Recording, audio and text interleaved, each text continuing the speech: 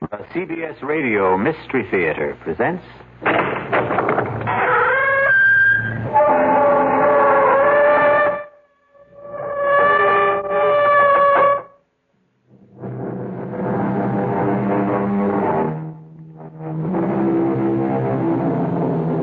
Come in.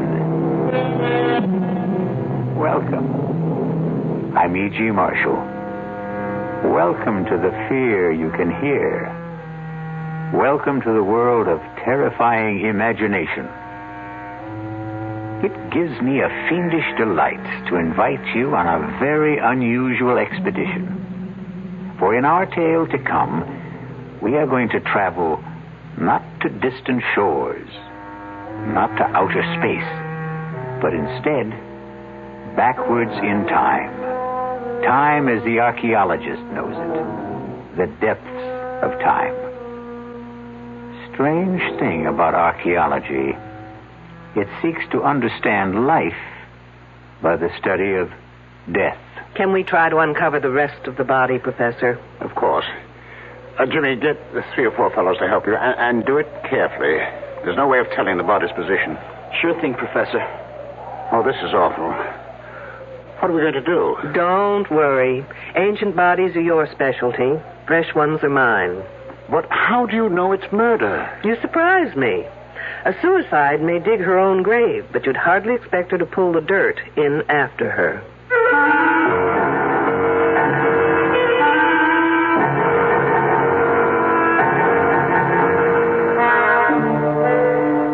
Our mystery drama, Dig Me Deadly, was written especially for the Mystery Theater by S.J. Wilson and stars Louise Larrabee. It is sponsored in part by the Kellogg Company, makers of Kellogg's Special K cereal. I'll be back shortly with Act 1. And now another tale of the ball and chain. At Kellogg's Special K presents Last Tango in Pittsburgh. There I was at Raoul's All-Night Tango Lounge. My little orchid, will you tango with me? It was Raoul. You're a splendid dancer. Thank you. But what was that? I was what? That sound effect. Oh, I'm a few pounds overweight, and this ball and chain points out how my extra weight can get in the way. I'm pointing you back to your chair. Our heroine decided to lose that extra weight. She exercised and ate smart at every meal, starting with a Special K breakfast. A bowl of Special K, skim milk, tomato juice, and coffee. It's less than 240 calories, 99% fat-free, and 100% delicious. After a while, she was rid of the ball and chain and back at Raoul's. Darling, you're looking fantastic. What a happy ending. What ending? We're just getting started. Raoul, get lost. Your happy ending could begin with the Kellogg's Special K breakfast. And that's another tale of the ball and chain. Frank Lieber with a special announcement exclusively for Radio 1080 listeners. Metroplex Tire and Appliance stores are offering a front-end alignment that's guaranteed to last for 5 years or 50,000 miles. A regular $20 value, but just for our listeners, the price is, you guessed it, $10.80. $10.80 for most American cars. And the guarantee is good nationwide. But you must ask for the Radio 1080 special at Metroplex Tire and Appliance. In Carrollton at Beltline and Josie Lane. In Town East at Town East Boulevard and Gus Thomason Road. Ask for the Radio 1080 special at either location, and for just $10.80, you'll have your car's front-end alignment taken care of for the next 5 years or 50,000 miles. And at no extra charge, your 2 front tires will be expertly balanced. Metroplex Tire and Appliance in Carrollton and Town East. And watch for their new location opening soon at 4102 Lemon Avenue, just 3 blocks north of Oak Lawn.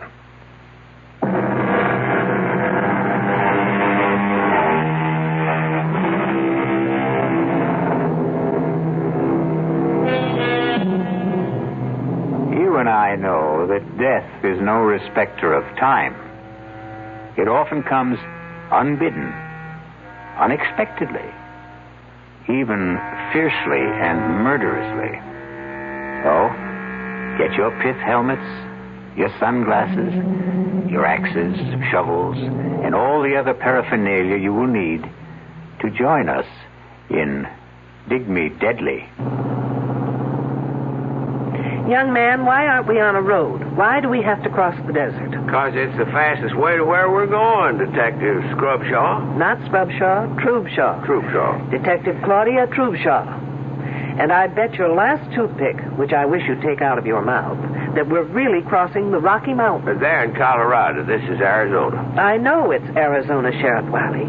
It's where I came to spend my vacation with my sister before you showed up with all your hornswoggling. Oh, ma'am, I did no such thing. Now, what else would you call it? I came here to get away from L.A. and all that smog and to breathe in the pure, fresh, clean air of Tucson. Now, thanks to you, I've got more sand in my mouth than the whole Sonora Desert. That's Mexico. This Arizona. I've got news for you. It's left Mexico and settled in my lungs. Now, you mean to tell me that in the entire state of Arizona there isn't a police officer, anybody who can cover this case, that you had to drag me into this no-woman's land? Those are my orders, ma'am. But why would my boss in Los Angeles assign me to an Arizona case? Well, I guess he knew you were in the neighborhood. That makes as much sense as kissing one of those cactuses. They're called saguaros. Now stop changing the subject. Now, will you tell me where we are going? Like I said, west of Naco. Good for you. You have advanced to the next plateau. And why are we going there? Because that's where they're digging. Superb. Now, who are they? The kids that are digging. Wiley, did you ever have your IQ tested? Not so as I know. Well, don't. It's probably lower than Death Valley. And I know that's in California. Now, why are they digging? For dead bodies, I think. Stop this car at once. Well, what's wrong, Detective? Now, I'm not riding another minute until you tell me what this is all about. Well, what more do you want to know? Why I'm sitting in this rolling junk heap on my way to West Naco or wherever. Well, there are these kids there. What kids? These kids from some school near L.A. Every summer they come and they dig up things. They're supposed to be real old. In other words, students working on an archaeological dig. Never could pronounce that word.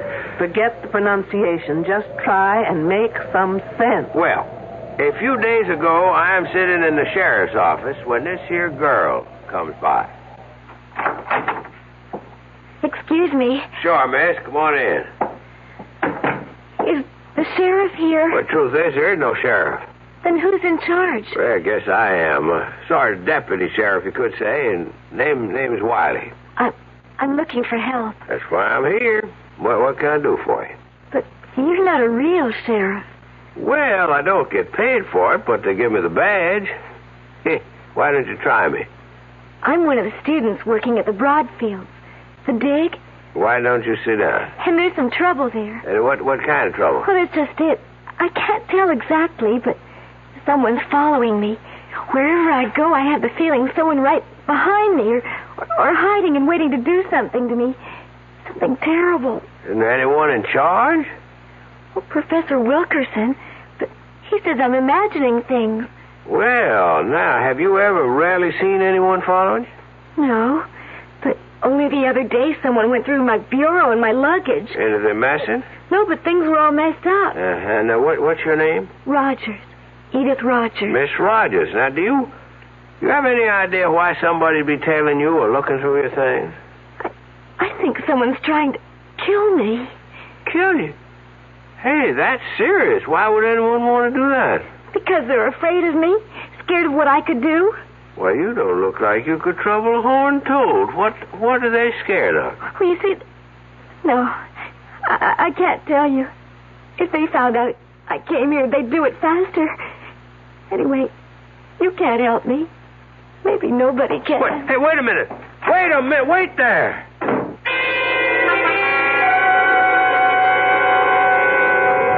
Then what did you do? I phoned that Professor Wilkerson. Say, Detective, can we get this thing going again? All right, but only as long as you tell me everything you know. Well, I called up that professor, and I told him about it. And he said that it was the girl's first summer there, and that working in the hot sun and seeing all those graves and skeletons was something she just wasn't used to. Then he said he'd take care of it and for me not to worry. Well, now, at first I thought I'd better leave well enough alone, except that the whole thing just kept a-pecking at me. So A couple days later, I dropped by the Broadfield spread and was told by a girl who roomed with this Edith Rogers that this Edith Rogers here, she had left. Did she say when? I didn't ask. Did she say how or why?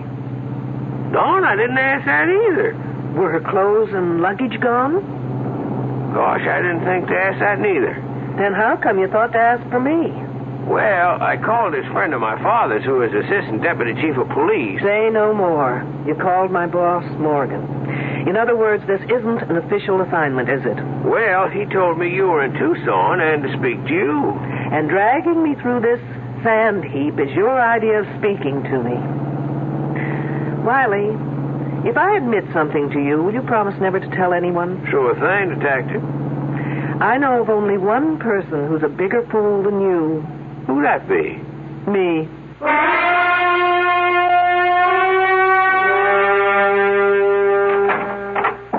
Detective Troopshaw? I'm Julian Wilkerson. One of the students tells me you'd like to see me. Only in an unofficial capacity, Professor. If you can be of assistance, fine. If not, I'll understand. Well, I'll try. Professor, this is Sheriff Wiley. Oh, yes. How do you do? Hi. What's it all about? The Rogers girl. I understand she's not here any longer. Yes. I knew that girl would be more trouble than it was worth to bring her out here. Then why was she here? Oh, she was thinking of archaeology as a major. You see, she apparently comes from a difficult home. She had nothing to occupy her this summer, and the dean asked me if we could fit her in. Try to make her feel she belongs to something. A group. Apparently it didn't work out. No. She moped a lot. Got depressed, suspicious. Felt she wasn't wanted. I did everything I could. I got two of the nicest girls to room with her. Now, who are they? Oh, Janine Boulanger, a French exchange student. Specializes in atomic physics. And Susan Lathrop, a straight-A student. Very outgoing, very bright. Were there, any young men? Yes, and I didn't like doing it, but I got Jimmy Trumbull to spend some of his free time with her. He's our prize. He's a brilliant fellow. We call him our Libby. Libby? Well, now that's a girl's name, isn't it? Wiley, you're famous for not asking questions. Why not live up to your reputation? Professor Libby developed the carbon-14 dating system. Oh, he did he? Yes. Anyway, Edith didn't take to the work or to anyone. It's no surprise that she just dropped out. Are her belongings still here? Well, I wouldn't know, but Susan would. She's in the specimen shed next door. Let me call her. Sue Lathrop. Yes, Professor? Well, can you come to my office for a minute? Wiley, why don't you do something constructive, like seeing if you can get me something to wash down this sandstorm I swallowed? Thanks to you. Sure thing. Detective, anything special? Just something soft, wet, and cold, please. I'll be back in a minute. Oh, sorry, miss. I didn't mean to knock. Oh, that's all right. Susan, I'd like you to meet Detective Troopshaw. A detective? From the police? Yes, but not on official business. What for, then? I was wondering if Edith Rogers' belongings were still in her room. Oh, Edith. Oh, no. She took everything when she left. When was that? Oh, about 4 or maybe 5 days ago. I'm not sure.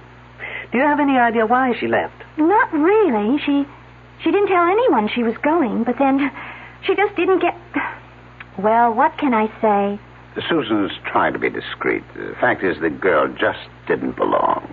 Did anyone notify her family? I know I didn't. We just assumed that she hitchhiked her way home, or perhaps to one of the youth communes around here. Then, at this point, we don't know if she left or disappeared. But what would make you think she disappeared? She went for help to what's supposed to be the local sheriff's office.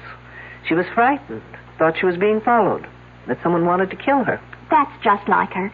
She was so silly, so romantic, always making up stories where so-and-so loved her madly and so-and-so was terribly jealous of her. And, of course, she was always at the top of the triangle. I suppose we could phone her home and see if she got there. You fool! You stupid idiot fool! Such a Well, no call to get yourself all heated up. It's just an old arrowhead. That says radioactive area. Do not enter. Sounds like Wiley tried to get me a bottle of atomic soda pop. Oh, that's Janine. Let's see what the fuss is about. Now what, Wiley? Well, it beats me. I just picked up this here arrowhead in that shed, and she comes down on me like an eagle on a stray lamb. That is not an arrowhead, young fella. It's a spear point that happens to be about 12,000 years old. Trouble is, it's recently been through carbon-14 dating. That? Yes, and it may still be hot. Like an atom bomb? Hopefully, Wiley, you'll go up in a mushroom any minute. Oh, Professor, I am so sorry. Wally, just give that arrowhead to Janine. She's wearing protective gloves. And then follow her. She'll take you to the decontamination room. You'll probably be all right. Don't look so worried, Wiley. There's no chance of it affecting your brains. You're sure now, Detective? Absolutely. Follow me, you goose, quickly. So that stone point is 12,000 years old. Yes. Well, that's as close as we can get within the margins given by C14. But Jimmy is now working with radioactive potassium, which can give us an earlier reading. I thought 10,000 to 15,000 was about the earliest records we have of man on this continent. Well, we've got some surprises in store. Not only for you, Detective, but for the world. Really? Care to give me a clue? I already have. I filed that one away. Which one? With C14, you can date back some 50,000 years, but with potassium, you can go back to at least 1 million years, right? Yes, that was the clue. Interesting.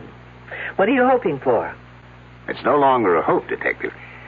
But you'll have to be patient and wait until we release our reports. What's that all about? I don't know. The kids seem to be heading for the northwestern grids. I've got to go. I'll bet it's Wiley again. Nothing like this has happened before. Nothing like Wiley has happened before. Susan, do you know what's happening? No, Professor, but it's something exciting. Maybe a new find. I hope they didn't have to dig as much sand as I've got in my shoes. I'll catch up with you. Hi, Detective, aren't you coming? Someone screamed. Riley, where have you been? I've been in that shed with that French refrigerator. I need your shoulder. Well, what for? To lean on so I can get the Sahara out of my shoes. Okay, but you better hurry. Riley, no matter what has happened up there, you've got to do something for me. What's that? In that shed, can you remember what you saw there? Pretty much. Then listen carefully.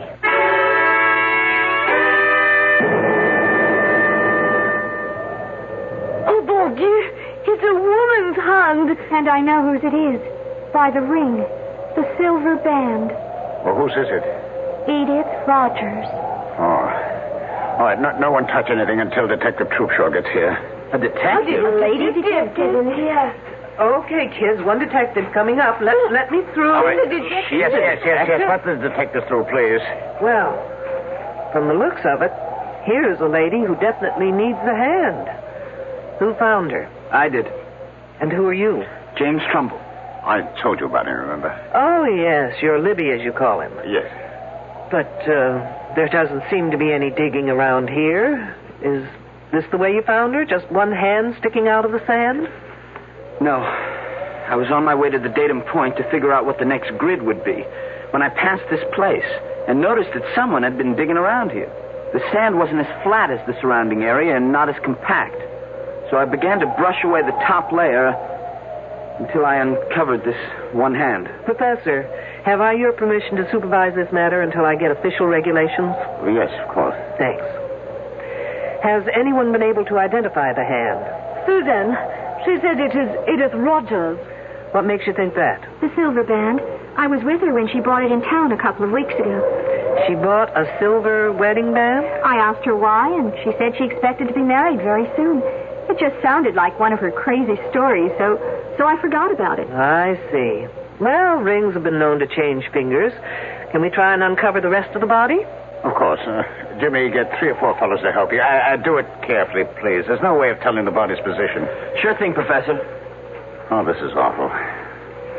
What are we going to do? Don't worry, Professor. Ancient bodies are your specialty. Fresh ones are mine. Yes, but this is liable to stop our work. This place will be crawling with police, newsmen, television crews, what all. Really? Why? Isn't murder a little too common to rate that kind of attention? But how do you know it is murder? Miss Lathrop, you surprise me. A suicide may dig her own grave, but you'd hardly expect her to pull the dirt in after her. Pit's very shallow, Professor. I don't think we should use shovels. Shall we use the brushes from here? Sure, but let's get a move on, eh? Ah! Look! The hand! is attached only to bones, to a skeleton. Oh, no, I've never seen it. Oh, now, will you all stop crowding? You'd think this was a Hollywood opening. Oh, Janine is right. There is no body. The hands are attached to a skeleton.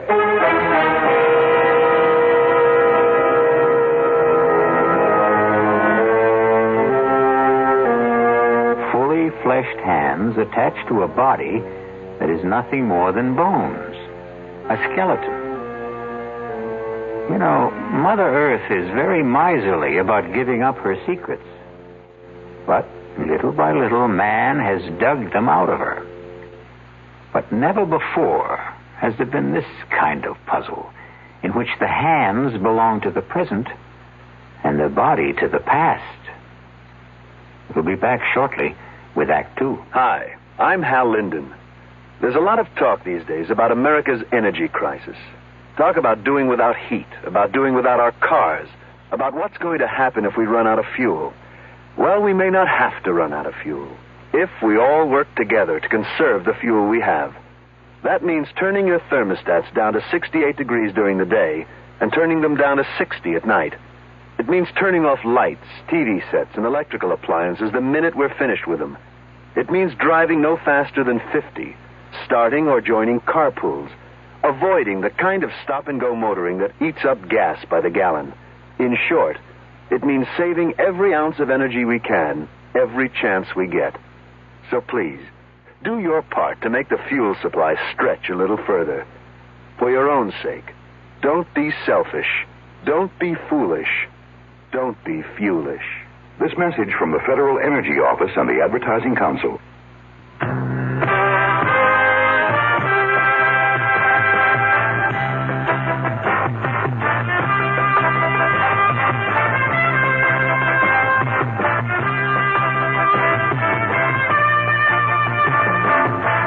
You don't just make a profit in the beef business.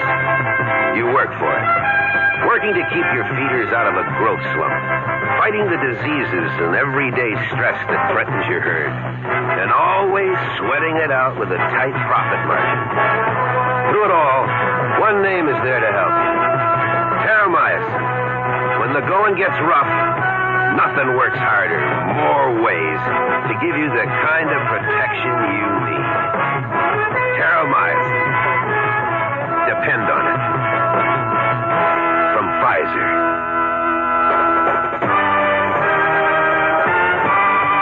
More for growth and health.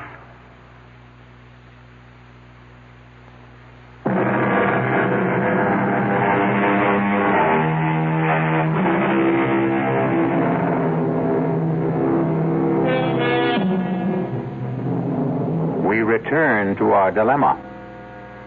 The question is, what is a bunch of young, bright college students going to do about a body that has fully fleshed hands attached to the bones of a skeleton? And what is our lady detective, Claudia Troopshaw, going to do with this seemingly improbable corpse? Yes, Captain. You've got to tell me under whose jurisdiction this case belongs. No, there is no local police department. The hands may be the Roger girls, but the body, wait till you get this, it's a skeleton, and the professor tells me it's over 2,500 years old. Stop yelling. I know it sounds crazy, but they just did a C14 test on one of the bones, and that's the result. 2,500 years old. But not the hands. Whose case is it, I want to know? Mine? Why mine? Well, will you get in touch with the FBI at once? No, I can't use anyone here to help me that's already here. Why not? Because they're all under suspicion, that's why not. Lunkhead.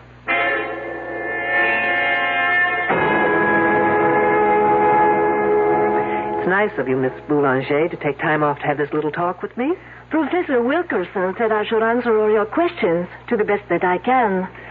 Do you always do what Professor Wilkerson asks? Oh, yes, he is a marvelous man. He is so brilliant. I'm sure. Tell me, do you have many friends among the other students? I don't think so. Not even Jimmy Trumbull? Oh, he is nice, but he is such a little boy. And the others? I am afraid they're all too jealous.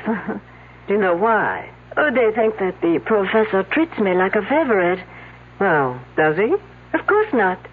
But I have studied all this and done it in France before, so I know it very well. And they do not. I think I understand. This body we found, you've seen it? I could not bear to look. Oh, but you did. Now tell me, in all your work, both here and in France, have you ever seen anything like it? No, absolutely not. And you couldn't explain how two perfectly fleshed hands could be attached to a prehistoric skeleton? It's against all possibilities.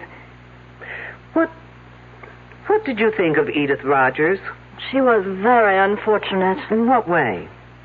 Oh, she so badly needed some kind of an attachment. With a boy, I mean. And I think she almost found it. But then that Susan Lathrop got in the way and kept it from happening. How do you mean? Oh, I don't like talking gossip. But Edith Rogers liked very much this Jimmy Trumbull. But that Susan, who blows hot one day and cold the next, makes up her mind that Jimmy is her property. And she says to that Rogers girl she should stay off her property. Anything else, Janine? No. That is all. Thank you. You've been very helpful.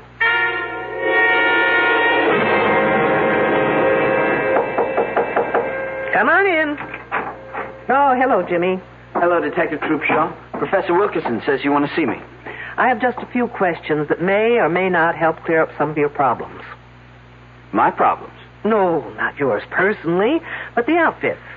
But where's the problem? Well, if those hands belong to Edith Rogers, it means she's dead. And that, I'd call a problem.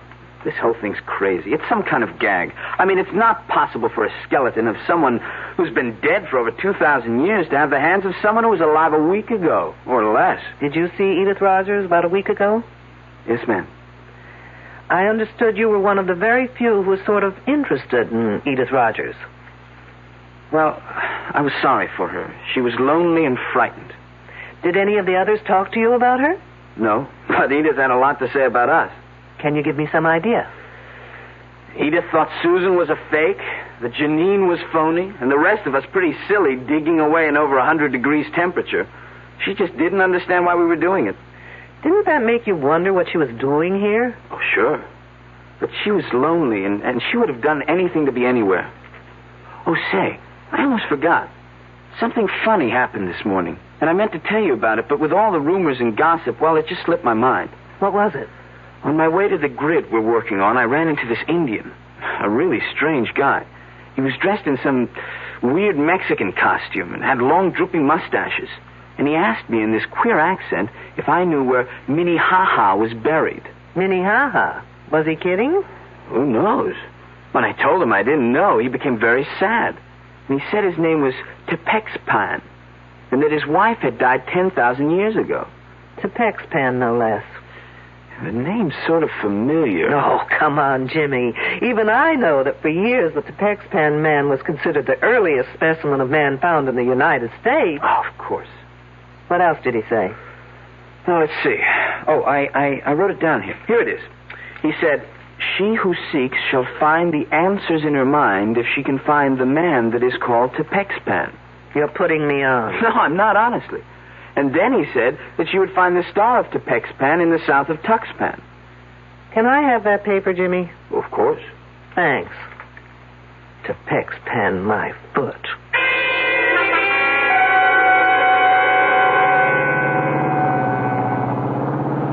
Wiley must be a genius to be able to drive this kidney buster. I can just about manage to keep the wheels straight. Now, where am I? Tuxpan. Ah, here it is, Tuxpan Avenue. Now turn south.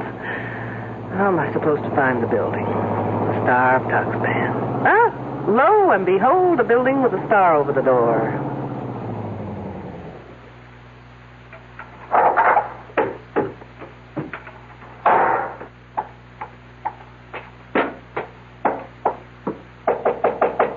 Enter in peace, old ancient squaw. I'll fix that one's TP.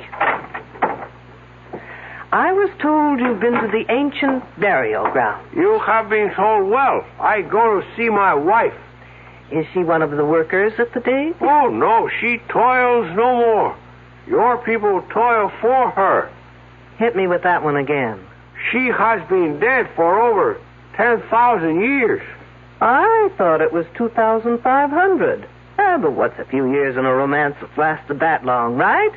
Her spirit gives me many answers to my prayers. Do the answers to mine happen to be among them? Well, if you open the pouch, I will place a magic message within. Gracias, senor. It is but the will of the gods that I obey.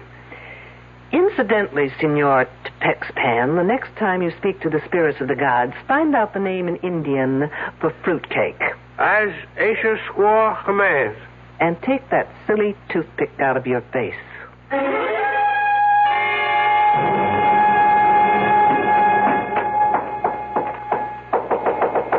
Who's there?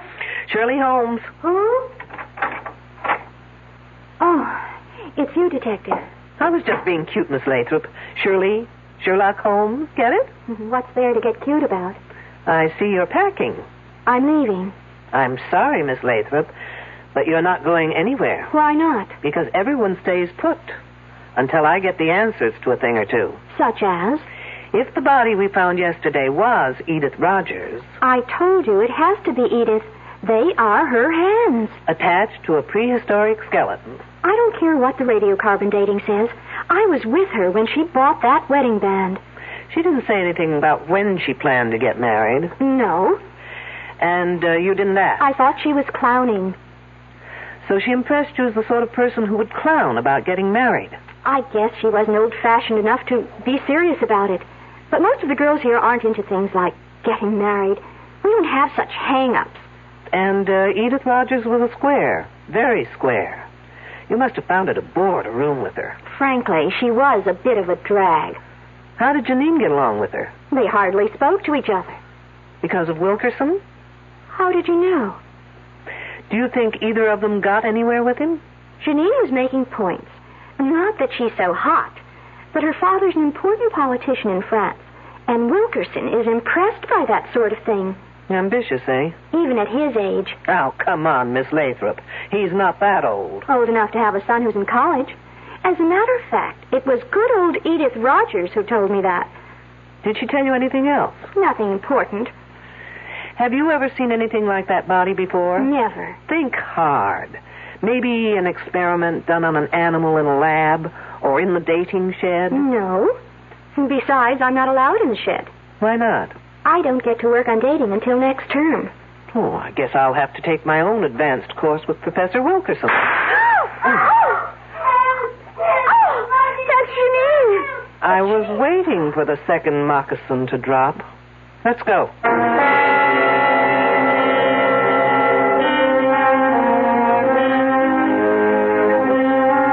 It is written in the book of Proverbs, and wisely, I believe, that whoso diggeth a pit shall fall therein. Our problem is that all our characters are diggers in pits. Even our ardent detective Claudia Trubshaw has been digging through level after level, but getting seemingly nowhere. I'll be back shortly with Act 3. There's nothing wrong with drinking Budweiser sip by sip, is there? Well, the brewers of Budweiser think there's a better way. Sipping's fine if you're drinking wine.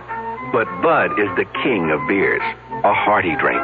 Look, rinse a 10 or 12-ounce glass with cold water. Then open a can or bottle of Bud and pour it right down the middle so it kicks up a good head of foam. Now, take a big drink and then swallow big. No sips.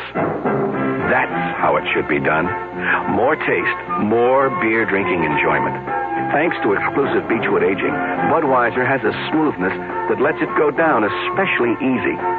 Sure, it's an expensive way to brew beer, but brewing beer right does make a difference.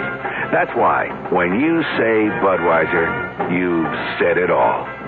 Anheuser-Busch, St. Louis.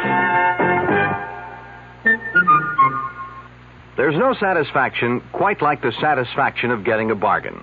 It brings a smile to your face, partly because you've saved money, mainly because you've beat the system by paying less when everything seems to be costing more.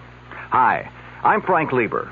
Right now, True Value hardware stores have 14 of those smiles of satisfaction in stock.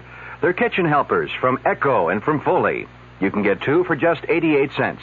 Choose a can and bottle opener, a fruit and vegetable slicer, or a serving fork, or get a nylon baster. Its tube is graduated for measurement.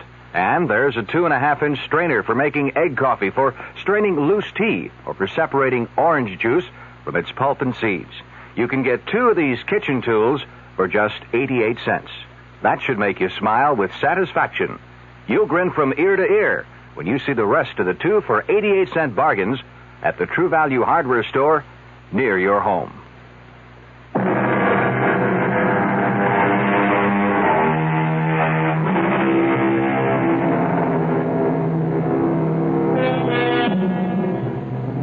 Do you realize that the gunshot we heard at the end of the second act was the first time anyone has used a conventional weapon in our story? Well, gunshots may not only be used to signify someone's end, they may also be fired to start something. Isn't that typical of a woman? She calls for help but doesn't bother to tell where she needs it. It sounded far away. Maybe from the northern grid section. You mean where the body was found? Yes. What could anyone be doing out there? Looking for clues? Or maybe hiding. Well, why didn't I think of that? I don't know. There's our man. You mean Professor Wilkerson? Yes. Hey, Professor. There, Detective, over here. There he is. He turned on his flash. Professor, hold it a minute. Let me catch my breath. Did you hear Janine call? No, I was covering grid S42. We were working late there. Are you sure it was Janine? Pretty much, unless someone's imitating her accent. We don't know from where she called. I think it came from that north grid. First we heard what may have been a gunshot, and then we heard La Belle Janine calling for help. Hey, has everyone around here gone bananas? They say they heard a gunshot. Detective Troopshaw says Janine cried for help. And where were you, Mr. Trumbull? In the barracks, doing some research. Well, anyway, the detective thinks that Janine is locked in somewhere. How about the lab shed? A thinker in the tank. Come on. Who has the key to the shed? I do, but you'll have to wait out here. What for? I'll have to go in first to check on possible radioactivity inside. Just 1 second, Professor. Janine? Janine, are you in there? Yes, I am. Is it safe for us to come in? Yes, it is very safe. All right, I got my key here on. Oh, Professor. That girl faints easier than I can think. Janine, are you all right? Don't ask her. She'll say no. Get her back inside. Now, for the rest of you, please, stay out here. Don't go anywhere, anyone. Still planning to leave, Susan? She wouldn't let me. Besides, what difference would it make to you if I did? I'm just being friendly. Isn't it a little too late? What do you mean? Well, now that Edith Rogers is dead, do you think I'd be waiting around to catch you on the rebound? Oh, look, I was just being kind to her. Kind? Isn't there a phrase about someone being killed with kindness? What are you getting at? Now listen, James Trumbull. Because Edith Rogers was a fool doesn't mean all girls are. No one ever said you were. Look, the only reason I took her out a couple of times was because the professor asked me to. Aren't you the obedient student? What professors say, Jimmy do. I don't know how else I can convince you. You can't. And if I were you, I wouldn't try. Look, you can count on my being fair and keeping quiet. I'm not out for revenge. But I'm also not about to stick my neck out for anyone, including you. I still don't know what you're getting at. I'm getting at who killed Edith Rogers.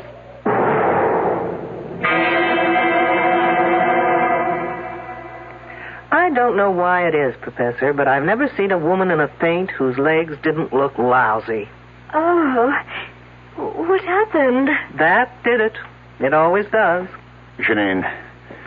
I don't want to interrupt, but like a good archaeologist, would someone please get to the bones of the matter?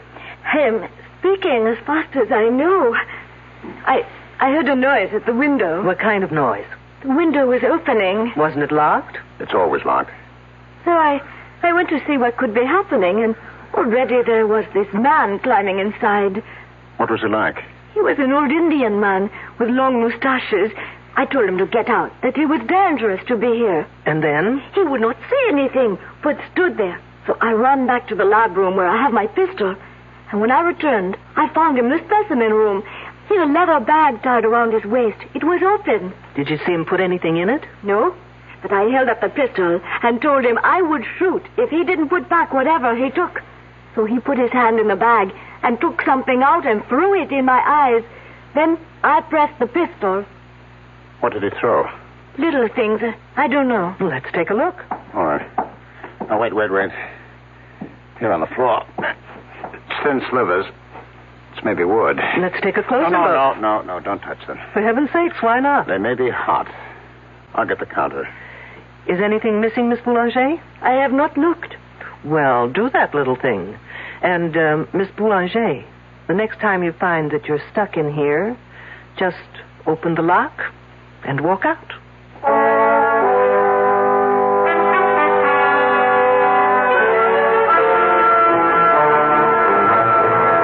Okay, folks, time has come to stop playing games.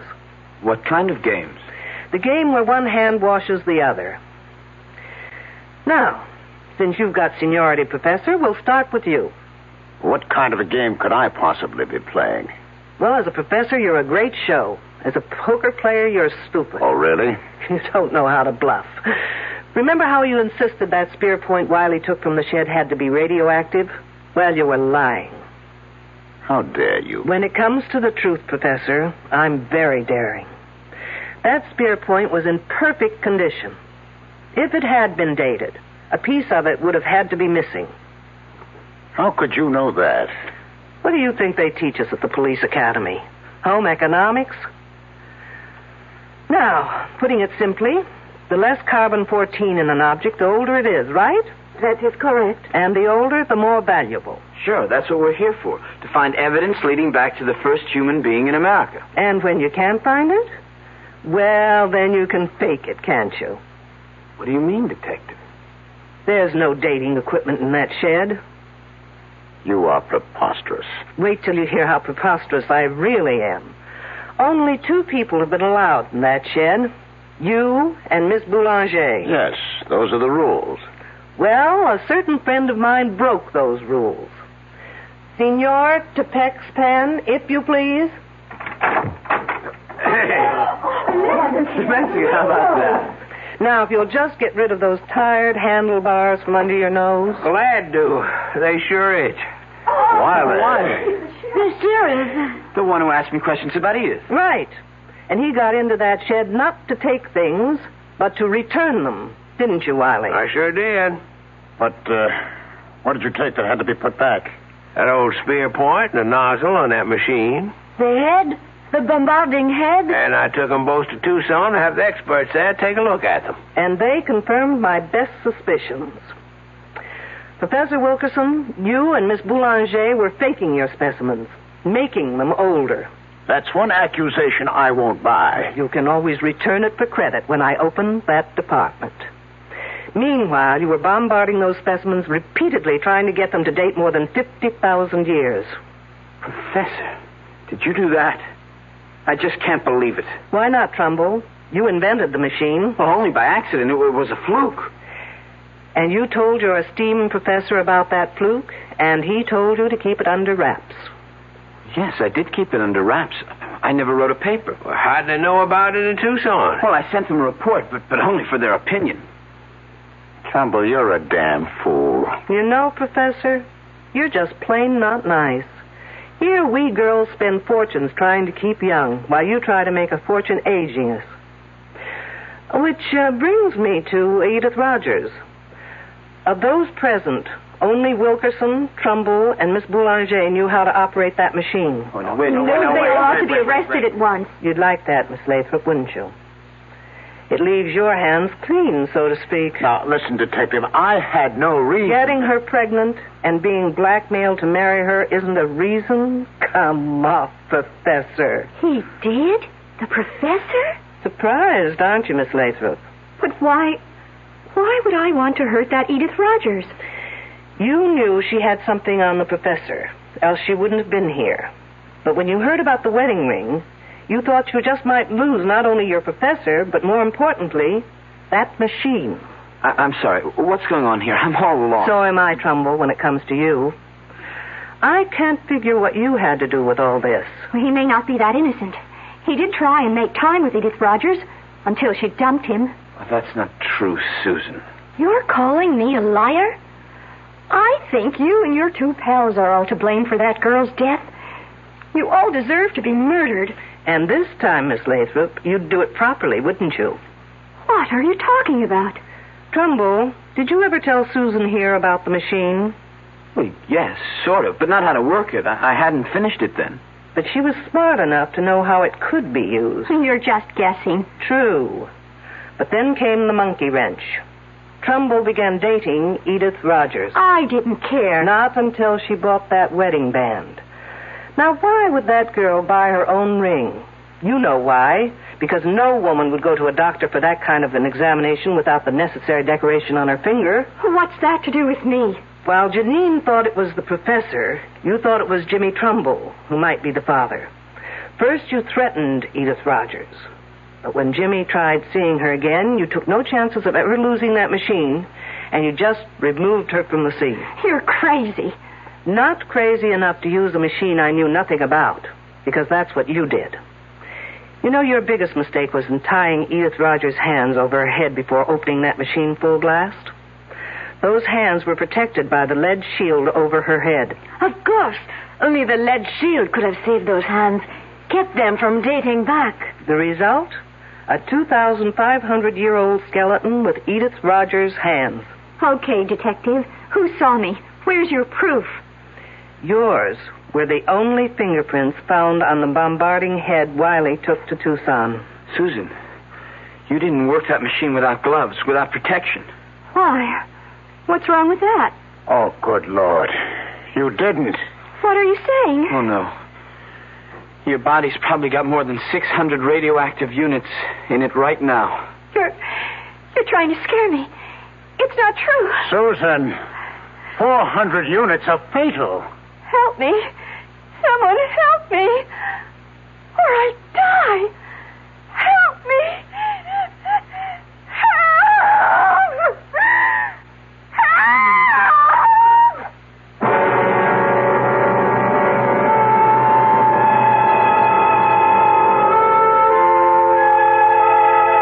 Obviously, Miss Susan Lathrop got a dose of the same medicine she gave Edith Rogers.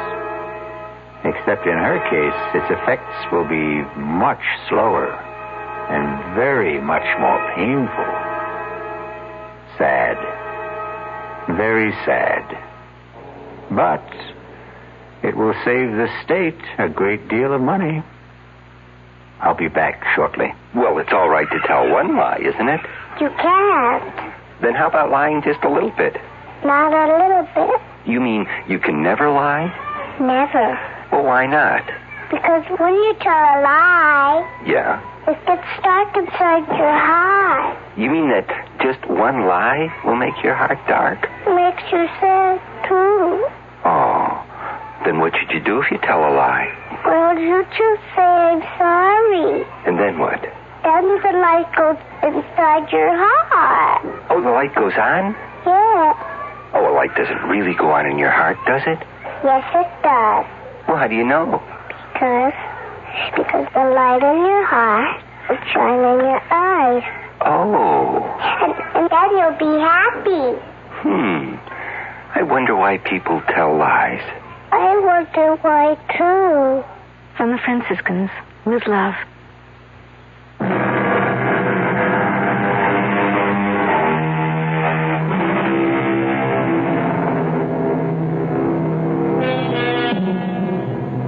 Here's a little thought to take to sleep with you. Never indulge in excesses. Eat moderately, drink moderately, and murder moderately.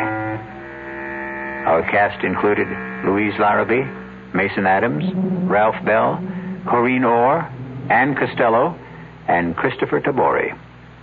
The entire production was under the direction of Hyman Brown. Now, a preview of our next tale. I saw the glowing tips of 2 flipped cigarettes. And then... Kiss me, Richard. I'm crazy about you. Stop it! Stop it! Tom! What are you... Marianne, go inside. Go inside, I tell you. Now, wait a minute. Why? If you have anything to say, you can say it here in front of Richard. Go inside. Let go of my arm. Now, listen, you leave her alone. Let go of her. He broke my grip on her arm and pushed me away. His shove made me slip to my knees. I came up swinging at his face and missed. He pinned my arms from behind. Now, listen. What's the matter with you? Are you crazy? I broke out of his grip, stepped back from him, and fell across the shovel. I grabbed the handle, jumped up. No! And swung at Emery. Too late for me to stop the swing. No! As she rushed in between us, the sharp edge of the shovel hit her in the back of the head. Oh! I stood there, holding the shovel, unable to move. Radio Mystery Theater was sponsored in part by Anheuser-Busch Incorporated, brewers of Budweiser. This is E.G. Marshall inviting you to return to our Mystery Theater for another adventure in the macabre. Until next time, pleasant dreams.